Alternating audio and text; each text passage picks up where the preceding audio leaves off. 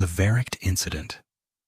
On August 7, 2016, 10-year-old Caleb Schwab arrived at Schlitterbahn Water Park in Kansas City. It was a hot Sunday afternoon, and the park was crowded with visitors enjoying the summer heat. Caleb was excited to ride Verrückt, the world's tallest water slide. The slide towered 168 feet into the sky, higher than Niagara Falls. Riders dropped almost vertically, hitting speeds near 70 miles per hour before rising over a second hill. It was the park's main attraction, known for both its thrill and its danger. Caleb climbed the long staircase with two women who would share his raft. At the top, attendants gave the signal and the raft was released. Within seconds, it shot down the first drop at high speed. At the second hill, the raft lifted off the slide, gained too much speed, and slammed into the metal safety net overhead. The impact with the metal safety net was fatal. Caleb was killed instantly. The two women suffered deep cuts and bruises. Witnesses screamed. A mother covered her child's eyes. Workers rushed to shut down the ride, but it was already too late.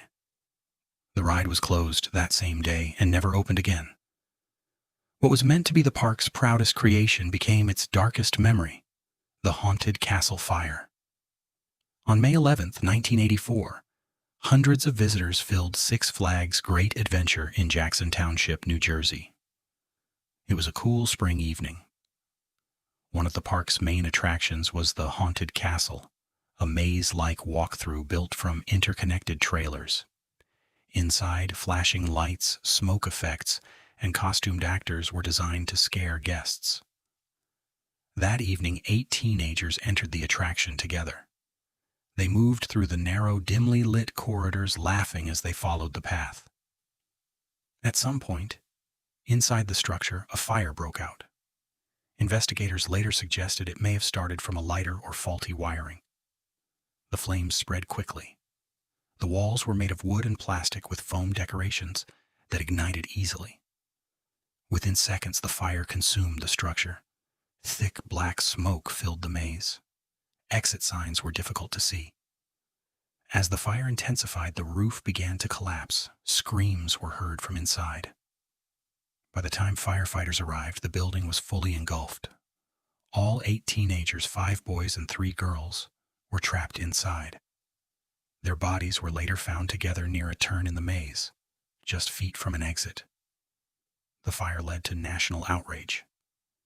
Investigations revealed the haunted castle had no smoke detectors, no sprinklers, and lacked basic fireproof materials. After the fire, amusement parks across the country were forced to tighten safety regulations. The haunted castle was demolished and never rebuilt. The Fireball Incident. On July 26, 2017, 18-year-old Tyler Jarrell visited the Ohio State Fair in Columbus with his girlfriend. He had graduated from high school only weeks earlier and was preparing to join the U.S. Marine Corps. That evening, they lined up for one of the fair's most thrilling attractions, the Fireball, a giant pendulum ride that swung riders 40 feet into the air, spinning them upside down at full speed. During one of the swings, a loud crack echoed through the air. A support arm on the ride fractured, and one of the passenger gondolas broke loose. Part of the structure detached and crashed to the ground. Witnesses screamed as debris scattered. Tyler was thrown nearly 50 feet and landed on the pavement. He was killed instantly. His girlfriend and 7 others were taken to nearby hospitals with serious injuries. Emergency crews arrived within minutes. The area was sealed off, and all rides were shut down pending investigation. Days later, inspectors discovered that one of the Fireball's metal arms had developed an internal crack caused by corrosion over time. The defect had not been detected during routine safety checks. Tyler had planned to start Marine training that fall. His dream of serving his country ended before it could begin. The Thunder River Rapids Incident. On October 25, 2016, families gathered at Dreamworld, one of Australia's largest theme parks. Among the visitors were Kate Goodchild, her brother, and two friends. Late in the day, they boarded the Thunder River Rapids ride, a slow-moving water attraction that carried round rafts along a simulated river. As their raft floated down the channel, small waves lapped against the sides. But then a mechanical failure occurred. A nearby pump malfunctioned, causing the water level to drop.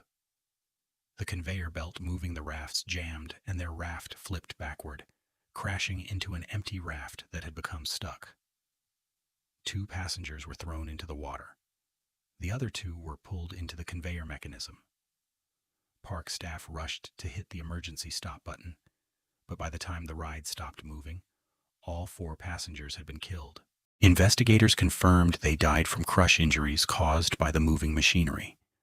An official inquiry found multiple safety failures. The ride sensors had malfunctioned. Emergency stop buttons were ineffective. Maintenance had been neglected, and staff were not fully trained to manage ride breakdowns. Dreamworld's parent company, Ardent Leisure, was later fined millions of dollars for breaching safety regulations. The Thunder River Rapids ride never reopened. The Texas Giant Incident. On July 19, 2013, 52-year-old Rosia Esparza visited Six Flags Over Texas in Arlington with her family. It was her first time riding the Texas Giant, a hybrid steel and wood roller coaster known for its 150-foot drop. Rosie was seated in the 3rd row. A ride attendant checked her safety restraint, a lap bar designed to lock securely over the waist. Witnesses later said they noticed the bar shift slightly as the ride began its climb. At the top of the first hill, the train paused briefly, then plunged. Riders screamed as the coaster dropped at high speed, but Rose's seat bar didn't hold. She was thrown from her seat. She fell into the ride's steel structure below and was killed instantly. The train completed its course before operators became aware of what had happened. Witnesses reported screams and chaos as the ride stopped at the station. Investigators later found that the restraint system had no secondary locking mechanism and relied solely on manual checks. There was no digital confirmation to ensure each bar was fully secured. Rosie had promised her grandson that they would ride the big roller coaster together someday. That promise ended halfway down a 150-foot drop. The accident prompted widespread scrutiny of safety procedures across the amusement park industry. The Stardust Racers Incident. On September 17, 2025, 32-year-old Kevin Rodriguez Zavala visited the new Epic Universe theme park in Orlando. Kevin used a wheelchair due to a prior spinal injury and required assistance to board rides. That day, he chose Stardust Racers as his final attraction, a steel coaster with over 5,000 feet of track and top speeds of 62 miles per hour. But after the ride ended, Kevin was found unresponsive in his seat. Emergency crews were called immediately. He was transported to a local hospital, where he was pronounced dead later that night. The medical examiner listed the cause of death as multiple blunt force injuries. Family members said Kevin expressed concern about the restraint shifting and reported that his head had jerked violently during the ride. They believed the restraint system failed to properly secure him. The ride was closed immediately and remains under investigation. Universal Orlando released a statement claiming the ride's safety systems functioned as designed and that staff followed all procedures. Kevin's family and legal representatives are demanding an independent investigation. They are calling for the ride to remain closed until all components and safety records are reviewed by external experts. The FreeFall Incident. On March 24, 2022, 14-year-old Ty Sampson was visiting Orlando, Florida with friends from his football team. That night, they boarded the Orlando FreeFall, a drop tower ride at Icon Park that stood over 400 feet tall. Before riding, Ty reportedly asked an operator if the ride was safe for someone his size. He was told it would be fine. Once seated, the over-the-shoulder harness locked into place. The ride began its slow climb, carrying riders toward the top of the tower. Moments later, the seats released, dropping passengers at speeds over 70 miles per hour.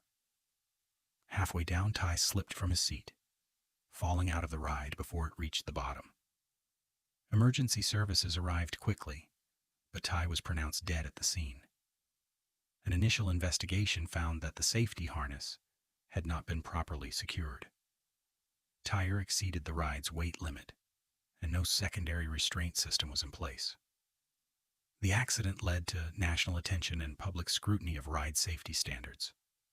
The Orlando FreeFall was permanently closed and later dismantled. Ty had hoped to play professional football one day. That dream ended in a fall no one should have taken. If you'd like to see more stories like this, make sure to subscribe and feel free to drop suggestions for the next video in the comments.